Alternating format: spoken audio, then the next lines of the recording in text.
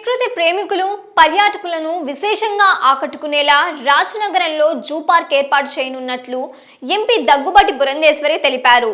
రాజనగరం మండల పరిధిలోని దివాన్ చెరువులో ఉన్న అటవీ భూమిని ఎంపీ దగ్గుబాటి పురంధేశ్వరి నేతృత్వంలో ఢిల్లీ నుంచి వచ్చిన కేంద్ర బృందం సభ్యులు క్షేత్రస్థాయిలో పరిశీలించారు. కేంద్ర ప్రభుత్వ స్థాయిలో ఈ ప్రతిపాదనకు సానుకూల స్పందన లభించిందని, సాధ్యాల పరిశీలన అనంతరం త్వరలో కార్యాచరణ రూపకల్పన చేయనున్నట్లు పురంధేశ్వరి పేర్కొన్నారు.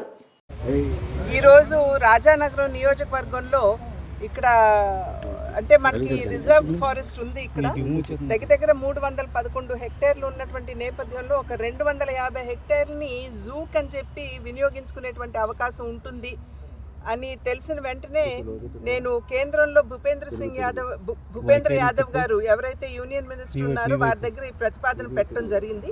ఇక్కడికి అంటే పుష్కరాల సమయానికి అవుతుందని చెప్పి నేను చెప్పను, కానీ ఆ తర్వాత అయినా సరే వచ్చేటువంటి యాత్రికులు ఎవరైతే ఉంటారో వారికి ఒక మంచి ఫెసిలిటీ ఇక్కడ మనం అందించేటువంటి అవకాశం ఉంటుంది. అది మాత్రమే కాకుండా టూరిజంగా ఇక్కడ మనం డెవలప్ చేసుకునేటువంటి అవకాశం ఉంటుందని చెప్పి వారిని నేను అభ్యర్థించాను.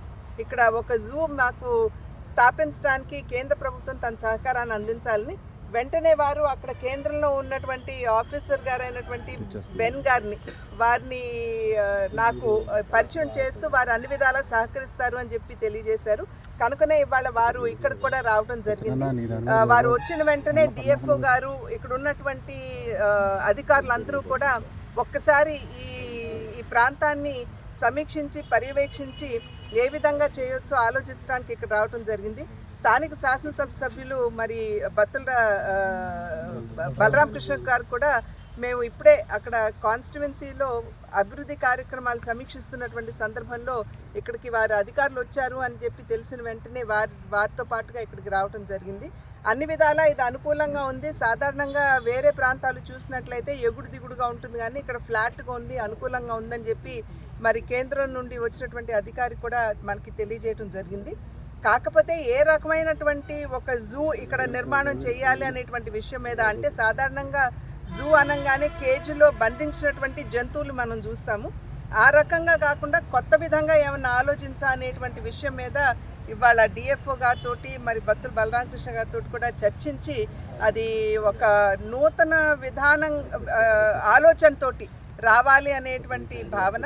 కనుక త్వరలో ఇక్కడ మనం జూ అంటే అన్నీ కూడా మనకి సహకరించినట్లయితే అనుకూలించినట్లయితే ఖచ్చితంగా ఇక్కడ మనం జూ ఒకటి తెచ్చుకునేటువంటి అవకాశం ఉంటుంది.